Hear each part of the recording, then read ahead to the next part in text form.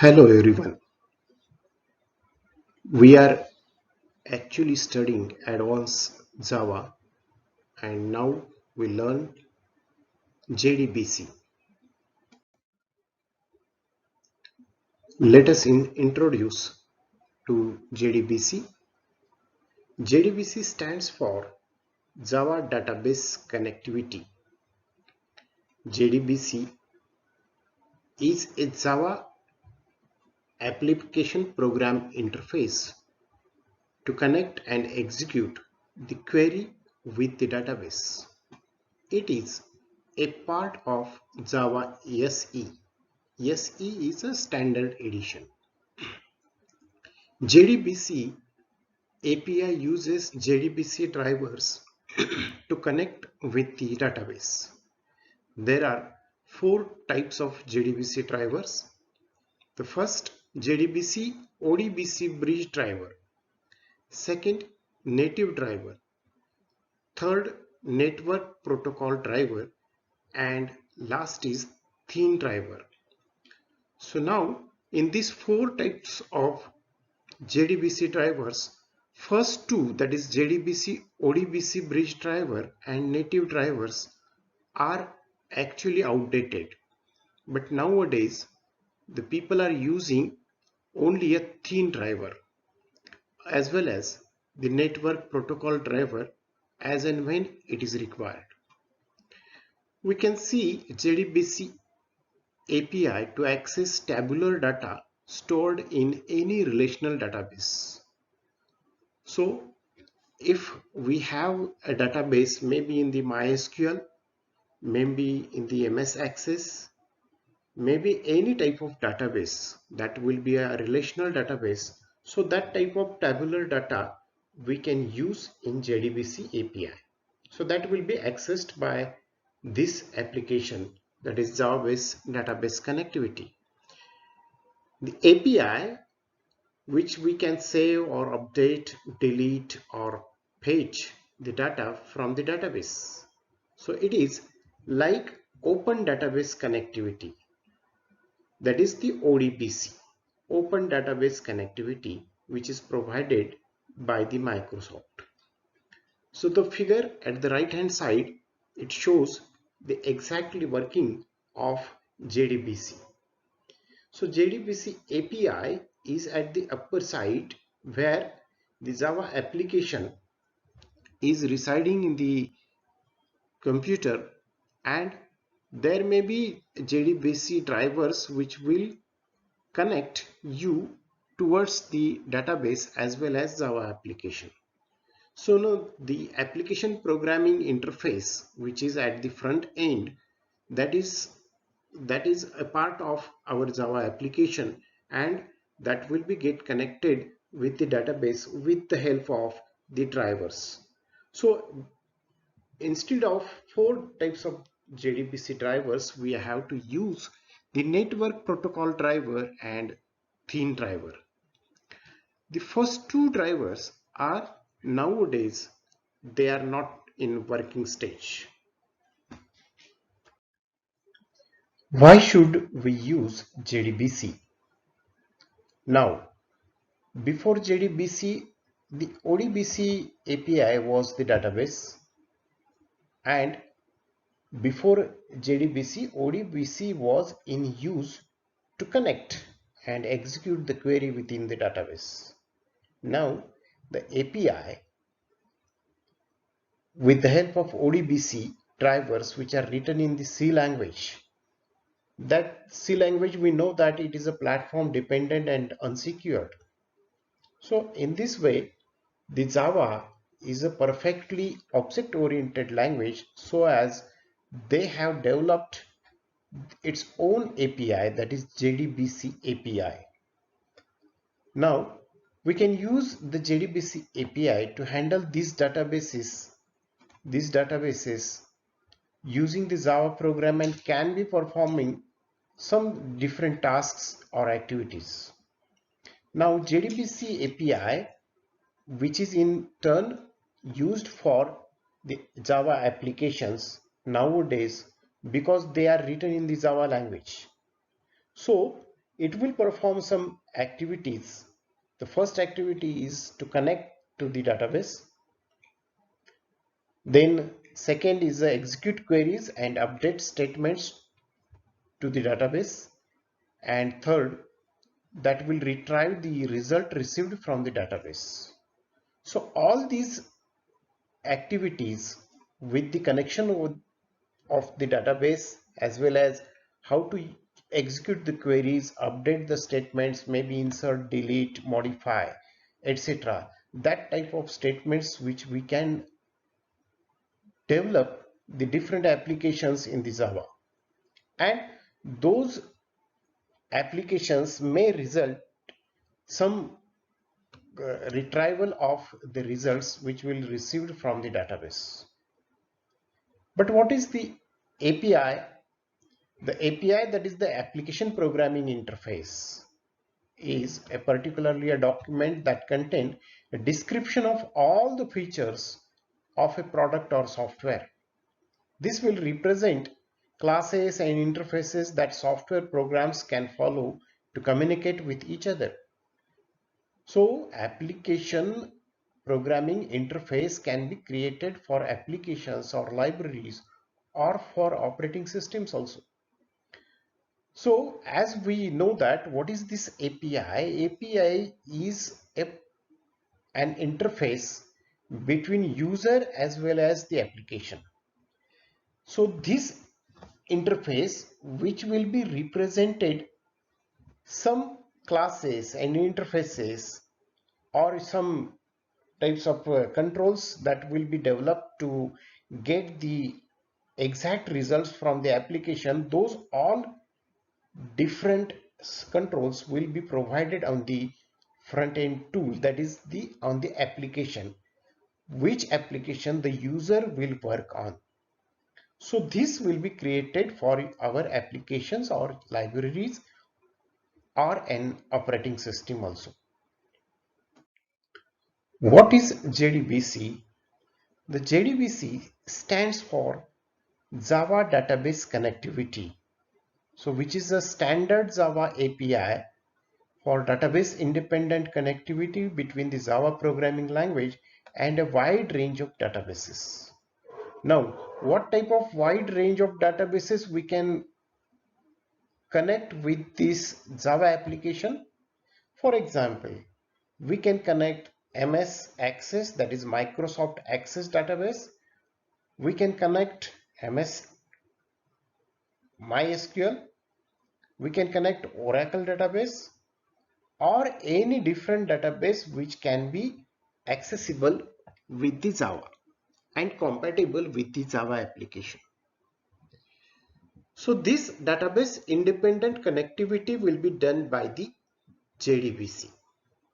The Java database connectivity, that is JDBC library, this will include number of APIs, that is application programming interface, for each and every task which is commonly associated with the database uses.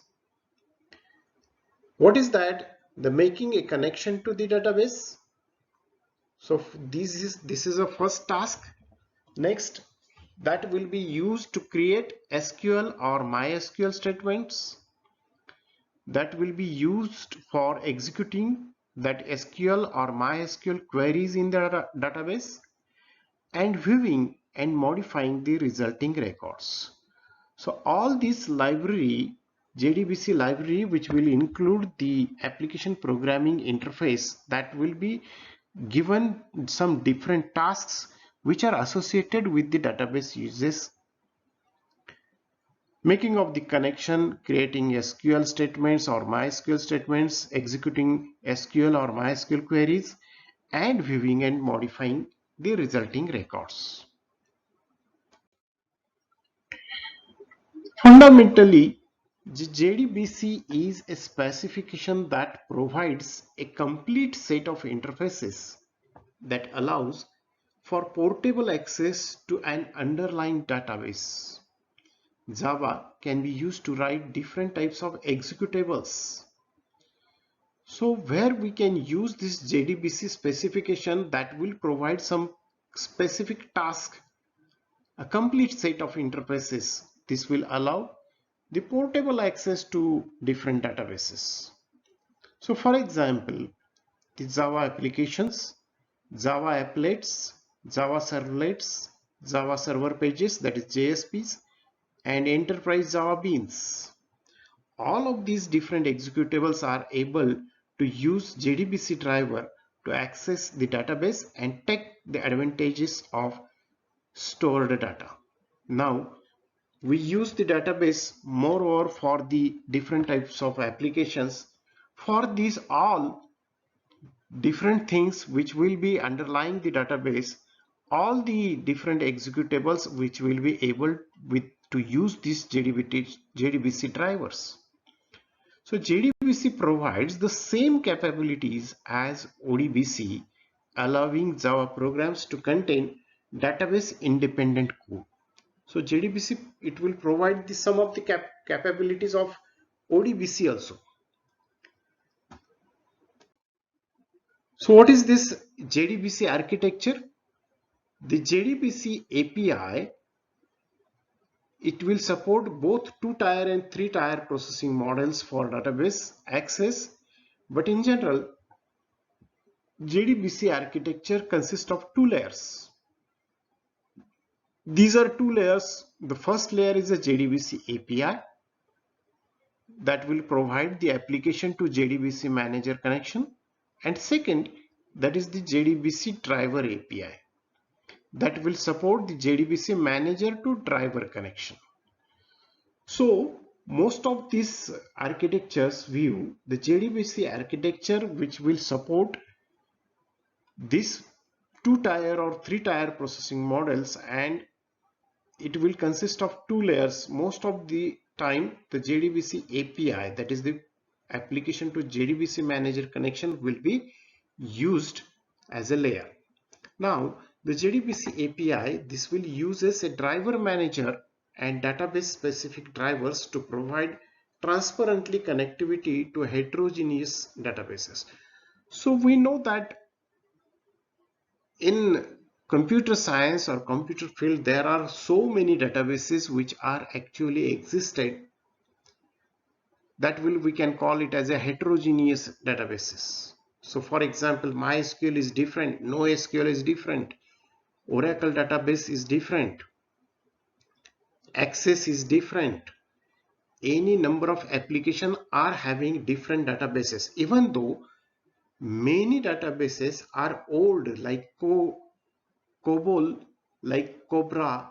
This type of databases, which we can say these are the heterogeneous databases.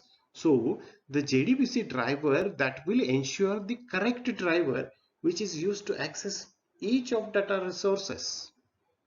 So for which database we can connect which driver, that will be depending on the JDBC driver which we are using. The driver manager is capable of supporting multiple concurrent drivers connected to multiple heterogeneous databases. So this driver manager will do this work to capable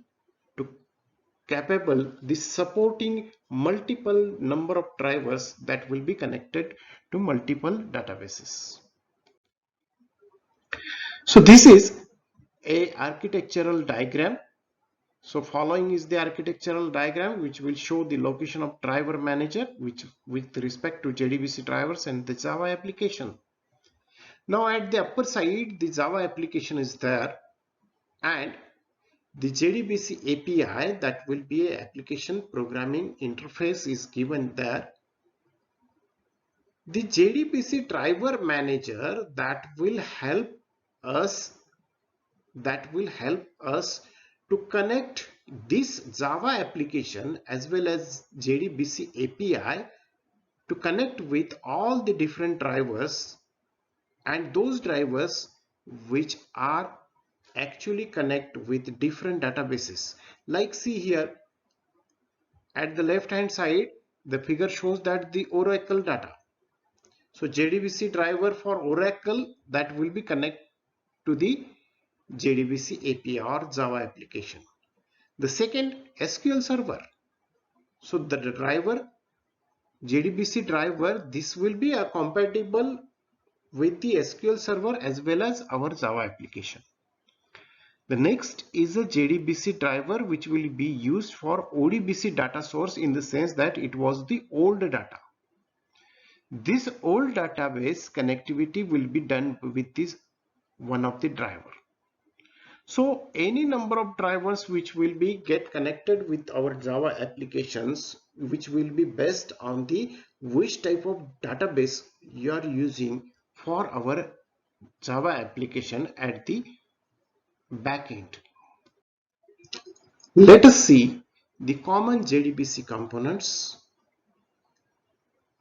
The JDBC API that will provide the following interfaces and classes. What are the different components which will actually residing with the interfaces and classes? The first is a driver manager. This interface actually manages a list of database drivers. Now, all the different database drivers which are already seen, the 4 different drivers, those all different drivers will be connected with this interface. This will matches connection request from the Java application with the proper database driver using communication subprotocol.